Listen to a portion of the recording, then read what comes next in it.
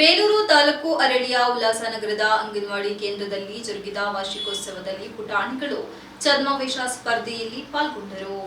ಬೇಲೂರು ತಾಲೂಕು ಅರಳಿಯ ಉಲ್ಲಾಸನಗರದಲ್ಲಿರುವ ಅಂಗನವಾಡಿ ಕೇಂದ್ರದಲ್ಲಿ ಹೊಂಬಾಳೆ ಯಂಗ್ಸ್ಟರ್ ತಂಡ, ಬಾಲ ವಿಕಾಸ ಸಮಿತಿ ಅಧ್ಯಕ್ಷರು ಹಾಗೂ ಸದಸ್ಯರು, ಸುಲ್ತಾನ್ ಸಂಘದ ಸದಸ್ಯರು ಹಾಗೂ ಗ್ರಾಮಸ್ಥರ ಸಹಕಾರದಲ್ಲಿ ವಾರ್ಷಿಕೋತ್ಸವ ಕಾರ್ಯಕ್ರಮವನ್ನು ಏರ್ಪಡಿಸಲಾಗಿತ್ತು. ಶಾಲಾ ಪೂರ್ವ ಶಿಕ್ಷಣ ಪಡೆಯುತ್ತಿರುವ 3 ರಿಂದ 6 ವರ್ಷದೊಳಗಿನ 24 ಮಕ್ಕಳು ಸಂತೋಷದಿಂದ ಈ ಕಾರ್ಯಕ್ರಮದಲ್ಲಿ ಪಾಲ್ಗೊಂಡರು. ವಾರ್ಷಿಕೋತ್ಸವ ಸಮಾರಂಭಗಳು ಪ್ರತಿಭೆಗಳ ಹಬ್ಬವಾಗಿದ್ದು, ಮಕ್ಕಳು ನಾನಾ ಗೀತೆಗಳಿಗೆ ನೃತ್ಯ ಮಾಡುವ ಮೂಲಕ ತಮ್ಮಲ್ಲಿರುವ ವಿಭಿನ್ನ ಪ್ರತಿಭೆಗಳನ್ನು ಸ್ಥಳೀಯರನ್ನು ಪರಿಚಯಿಸಿ ರಂಜಿಸಿದರು.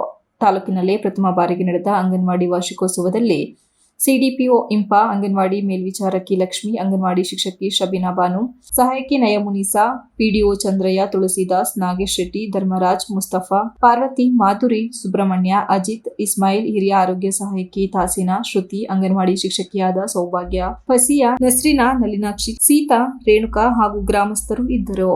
Ranjit Kumar, KS TV 46 news Kannada, ಅರಳ್ಳಿ.